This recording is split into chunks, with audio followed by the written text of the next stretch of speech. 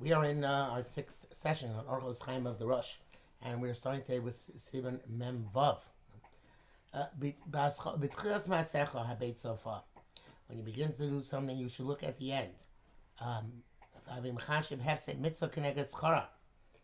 And consider the loss of a mitzvah corresponding relative to its reward. And the reward of Avera relative to its loss. A chacham has eyes on his head. Who is a wise person? A person who sees that which is coming, as it says in Pirkei Avos. And what the Rosh is telling you, of course, is that if somebody doesn't just make a cheshbon nefesh after doing things, that's helpful, sure, certainly, but a cheshbon before doing things. A person is supposed to a person is supposed to weigh their steps, as we saw in the past in Mem Gimel, and the weighing one step requires there he said about the weighing it in order to balance it. It was saying to consider what's going on in the future, what your path is going to lead to, and not just it says mitzvah schara mitzvah can have seda and hefsei aver connected schara. Obviously, there is mitzvah. Normally seems like open shut good thing, and aver open shut bad thing. But obviously, in a specific activity, there could be elements of mitzvah and elements of avera, and there's positive and negative. And therefore, every thing a person does has to be measured not just in terms of its outcome, in terms of good or bad, but how much good, how much bad, what's the preponderance of good, what's the preponderance of bad, is the something which is actually going to be benefit or something which is going to be detrimental, even and perhaps specifically in cases where it's not a clear-cut mitzvah or avera per se. Mem Zayin, Hizor shlo tismach b'vavcha ushma etza b'kabel musar tiazariz lasos kol ma shemutar lecha lasos mikom b'shmar etzor libecha. Okay, there's several things here. Hizor shlo tismach b'vavcha. It sounds, it's ambiguous what the Rosh means here, but it seems that he means that you should be careful not to be overly secure in your heart. In other words, don't assume that what you're doing is right, and that even your gut feeling, when you're going with your gut, is the right thing to do. And that's why the next next words are Shema Eitzah, listen to counsel. In other words, most people have the arrogance, or I should say, are capable of the arrogance, to assume that their perspective is the only and certainly the best perspective, whereas it's not necessarily the case. A person always has to be, no matter how old, how experienced, how wise a person is, a person always has to be willing to shomea eitzah. A person should seek eitzah, obviously, but certainly to hear eitzah. And mekabel musar, if somebody tells you what you're doing is inappropriate or it should be done differently, you should accept that. That's one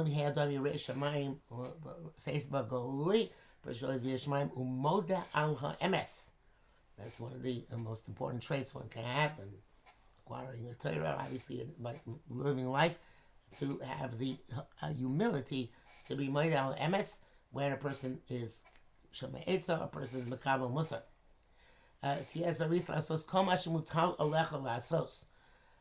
All of us have things which are incumbent on us to do, and most of us human beings are procrastinators. That's the nature of human beings. We put off things, sometimes very much so, sometimes daily, numerous times, and it almost fits into the category of liba the inshe, the heart of people's forgetfulness. We deliberately want to forget our obligations until the last possible moments, and even then, perhaps to cut a corner or two. So a person who's an Ovid knows their responsibilities, whatever they are, whether it's really the Shmaya, really the Alma, and goes through them with alacrity. And finally, Mikol Mishmar Nitzor Libecha, from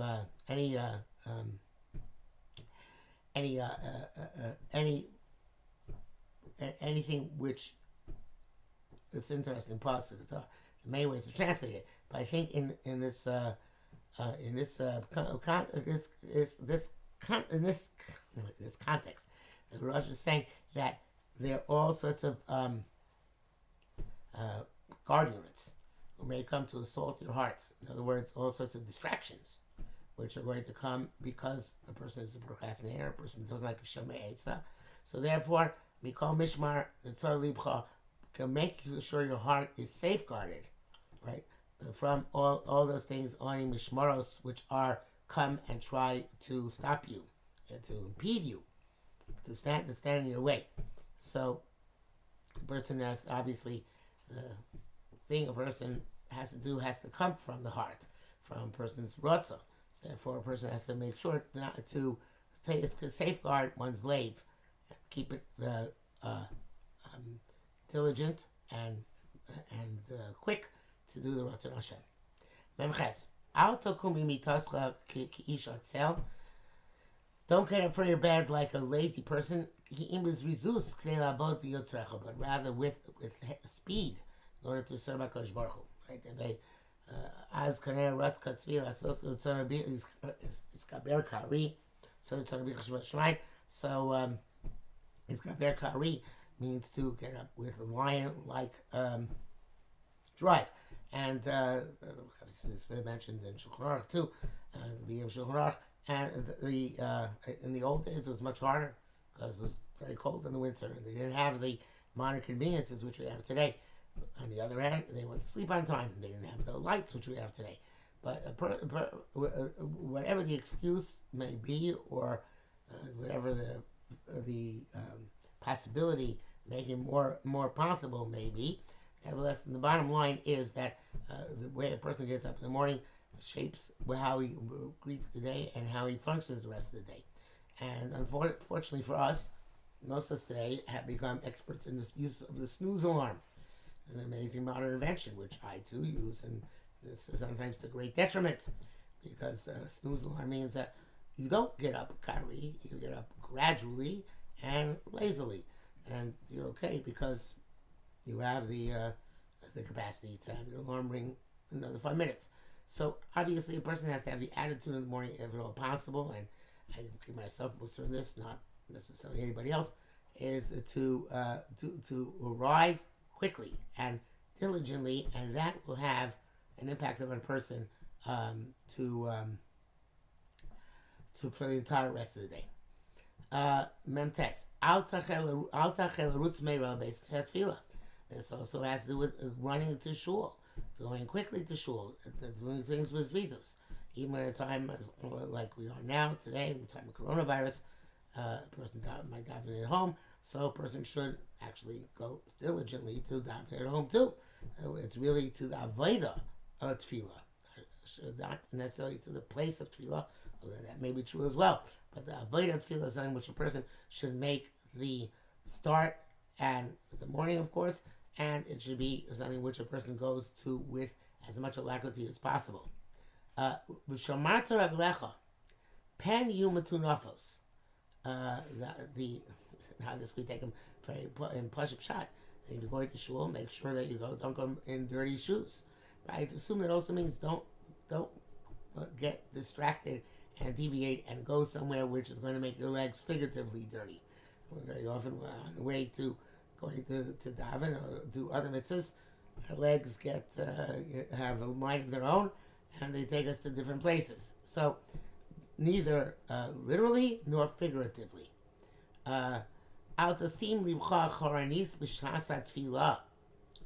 Don't put your heart backwards at the time of davening. It's a fascinating idea. What's putting our heart backwards? So I think it means last. In other words, it says Yaakov put Leah b'nei achronim v'Rachel v'Yosef Yosef afterwards acharonim. Acharonim means in the back, right? Leah was further back than the Bnei Shva with the Shvachos, and Rachel further back than Leah. So there it was achron chaviv. But if you during davening, since davening is avodah shebelev, so then you need to have your heart front and center. And this is a very big distinction between people who are more intellectual, people are more emotional. People are more intellectual. They have a difficult time with having proper kavanah during davening. And this I always say about myself: emotionally crippled, half yaka, half litvak. But that has ramifications. It's hard to get emotionally into davening. But really, davening is supposed to be emotional, and the heart is not supposed to be in the back. The heart is supposed to be in front. Normally, right? Don't put your heart first. You have to go forward with chachma, as you said before. A person has to go forward with the idea of looking to see his sanolat. Ezu chacham hanoras sanolat. So in terms of the rest of the day, chachma goes first, and the heart goes last. The seichel leads the leiv. But in davening, the leiv should lead the seichel, because a person's davening should be an emotional experience, impact upon a person emotionally to set, especially in the morning, to be able to set the tone for the day. You should have mind to give a bracha to your creator. Obviously, the way we understand today, based on Nefesh Chaim, is to bring down the shefa, a bracha from HaKadosh Baruch Hu to us. Nun. Al tidaber b'lagei safa. Do not speak in a distorted tongue, v'lashon acheres, and in another language. Kol eish hachazan mispapel, otay chazan is davening, v'taneh amen, and answer amen to what the chazan says. So, one should never talk during davening at the time that the chazan is davening. Obviously, at the time of the Rosh, people were being yotze with the chazan, therefore nobody else should speak in any way, shape, or form, even if they're not yotze with the chazan. But he's saying more than that. He says that a person has to be inspired by davening, and a person who mumbles or says things in a way which is disjointed or distracted, that is something which is going to impact negatively on your davening, if your davening is significant at all. So therefore, a person has to have not speak b'lagei safa, not in mumbling, or in a different way of speaking, which I assume means here also in a confused and jumbled way. As long as it's during the time of davening. Kol eish chazan mispalel means it ain't over till it's over. Even if you finish davening, it's still a time of tefillah. You're there with the tzibur. And therefore, as long as you're there with the tzibur, you should focus on the davening and not get distracted. And the davening should also be one which is clear and eloquent, articulate, in order that the tefillah should have hashpah on you. Because things which are said with eloquence and articulation have a strong impact upon oneself. Of course, one can learn very differently. One can say that Rosh is saying, if you're not davening and the chaz is davening, you're in shul, don't talk, even in a mumble, even in a jumble, even in a different language, which indicates you're not part of the tefillah. No, when you're in shul, you have to focus on tefillah as much as you possibly can. Nunav, al